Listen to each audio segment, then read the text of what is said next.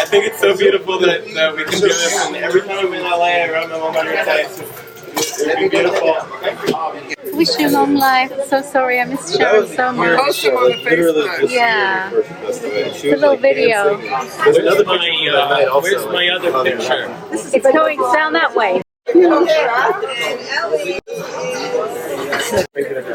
What? Okay, I understand. Okay.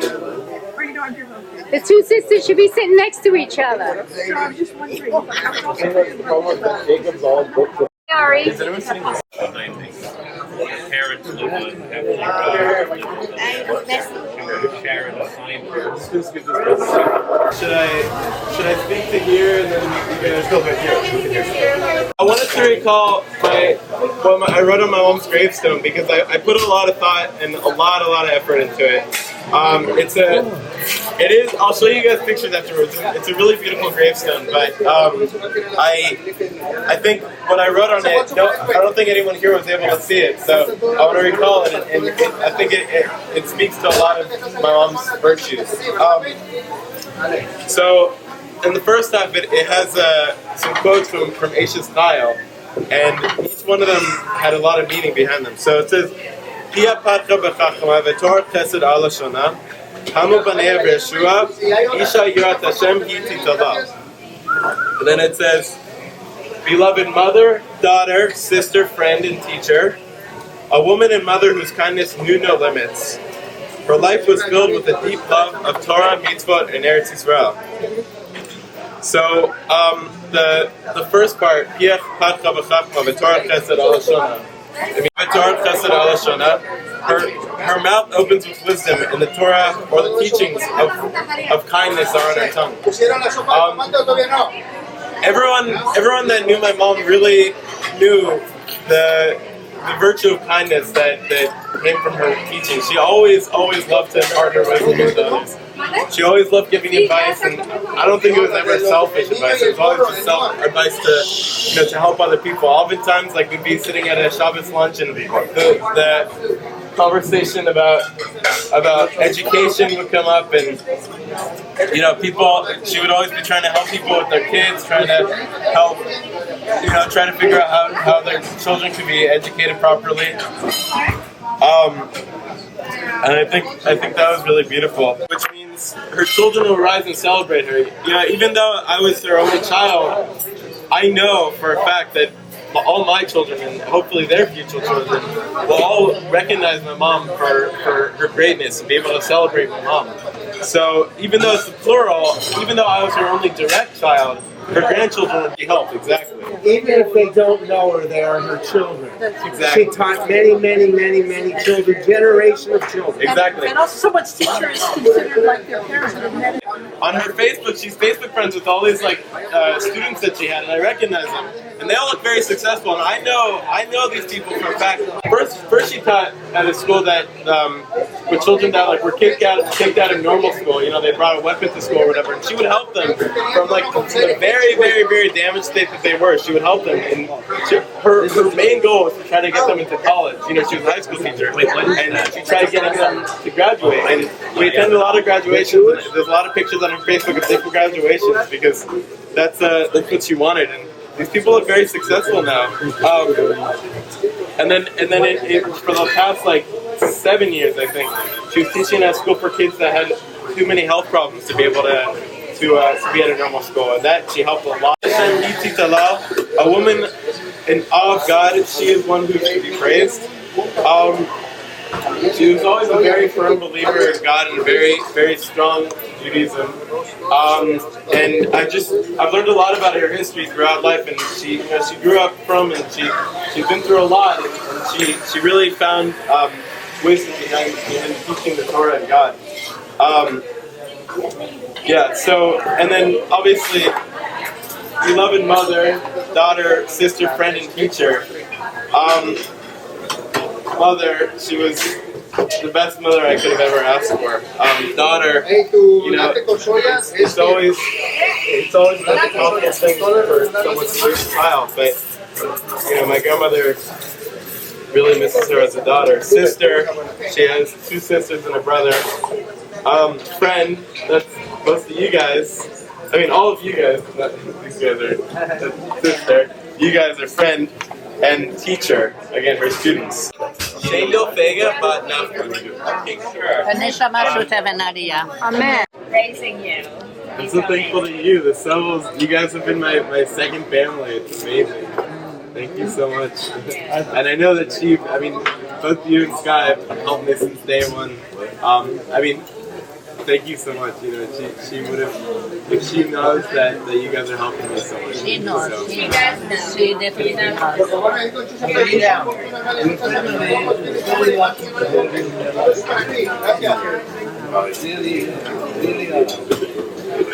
Bye, Linda. Bye, Linda. Wish you long life. Linda, I played over it. As I said, they didn't hear me much. I took care of it right from the beginning. The whole thing. Thank you, Linda. I actually stopped for gas about long because of my way over. Maybe I'm a millionaire. I don't know. Me too, I'd get gas. Many times that we spend a lot of our time, Sharon and I, doing walks with my animals and talking obsessively, nonstop about our children and how they were everything to us. And I know that Sharon would be so proud. These are the things that she talked to me about. These are the things that she wanted you to be, and more. You know, you surpassed that. You know, she dreamed that you would be this kind of a person with these values and this bigger heart. And you know, everybody loves you. You know, Tippy just asked me, does he have you? And I said, oh no, he is loved wherever he goes. He's loved, and everyone adores him and loves him and watches over him. And really, you know, I know that your mommy would be so proud of you, and we love you very much. And thank you for bringing us together. We love Sharon, and it makes us real close to her. Can I Yes, thank you. say something too? I came to know Sharon better after she moved to the Rexford area, and a couple of years before she got sick. And as a musician, I was able to, get that side of her that she really loved to hear music and what she learned. My son, who's a flute player, he went to concerts, with me. I did a show, whatever she went, and she just enjoyed that part of her life. And in everything that is said about her in terms of the kind of mother she is and was, is totally true, because I have never known anybody that gives this kind of tribute to a mother year after year, and will continue to do so than him, really. And I have one more little thing to add, because she loved certain songs, and in her honor, I just want to play one that is from West Side Story, and it is called "There's a Place for Us." I know the melody. Can I sing it? Noah. Yeah.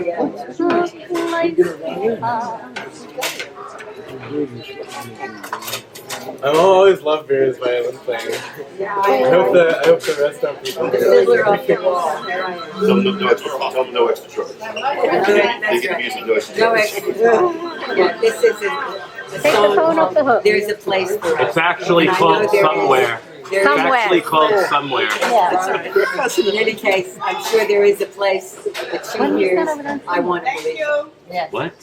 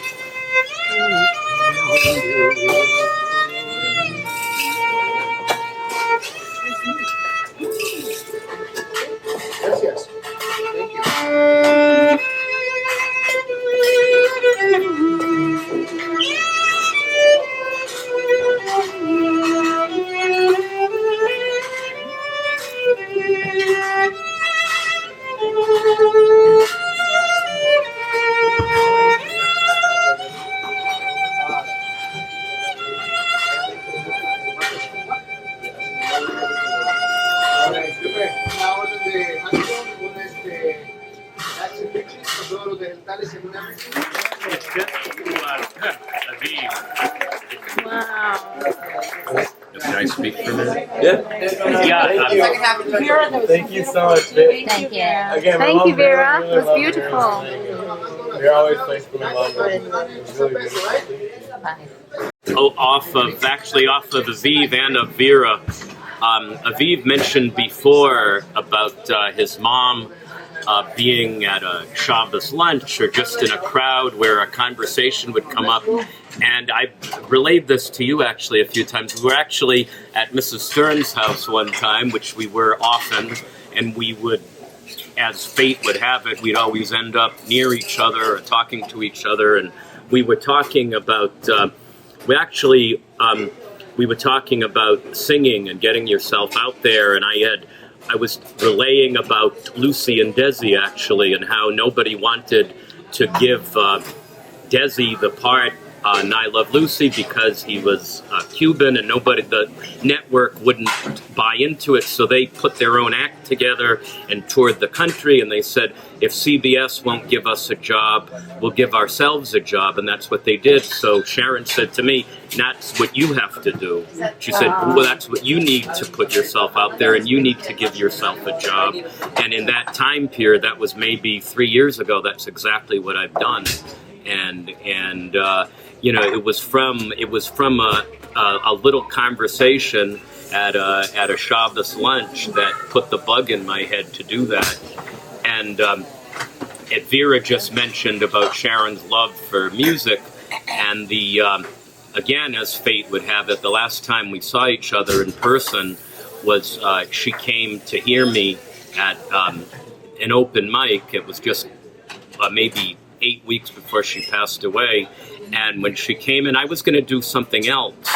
And I said, but then she decided to come, and she drove herself, and she walked in. I said, what do you think I'm going to sing tonight? Within 1 second, she said, If I Were a Rich Man. Because I had sung it a few months before at Aviv's party, and Vera played. So anyway, just to piggyback on what they said, you know, since that time period, I've pursued more in that field than I ever have, and I just wish she were here to share it and to be the front row center in the audience. Yes. I guess she's in the better audience. Thank you. Thank you. I don't really like Gary's going to Gary's open mics and hearing him sing always. I mean, I grew up knowing Gary like since I was very young, and always. And this was in the final month of her life. We went to about 3 or 4 of them. You know, and she really pushed herself to go, and people were shocked. You know, like because in that world, you become very close with each other, and you know what's going on in people's lives. And it was, you know, because she looked so beautiful that night, you know, it was just so hard to believe. And anyway, but she really enjoyed those events. Yes. She's always doing things for other people. She never stopped. I mean, she could hardly remember it. I mean, she's unbelievable. She would keep going. That's after me. That's true. Just a lot of life and a lot of new experience. And I was just telling Aviv also she had an effect on me because I'm not very adventurous. There are a lot of things, they're so nearby. And I just never, so even also when she was having trouble walking and breathing, it was after an art show. I don't think there was an art show in La Brea. I never. She always forced Paula to go. She was like, wait, and I say, what is this? It's like an avant-garde thing. What am I doing here? But it was actually very interesting. And you know, and I heard it. I get hearing about this right now. I'm blanking out, and everyone's like impressed that I went. And they only know the reason I went was because Sharon told me about it, and I was exposed to it. It was actually a lot of fun, and also just going places like nature places. She took me hiking. I mean, I stayed on a regular road. I didn't go as far as she did when he was a baby. She had taken him far, you know, in a stroller, but I didn't make it that far. But we then on the way back, let's stop at the beach. Let's just go out and sit on the rock and watch the tide come in. And like I said, appreciation of every moment of every day. And I think I hope I will remember that. But Sharon's voice also. Sunday is fun day. When Aviv was growing up, she always, and she, no matter what her other duties were, she always found time to do these things. And she mentioned there were people she knew who had much more leisure time. And they said, I'm too busy. I can't take my kids. And suddenly she's like, what are you talking about?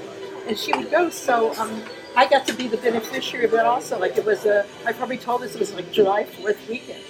And there was something at Chabad of Carlsbad or something. And there was advertised they're going to have a hot dog, barbecue. That's when I biked in. That's when you biked in. He had biked with a friend to San Diego and to Tijuana, I think, which blew my mind.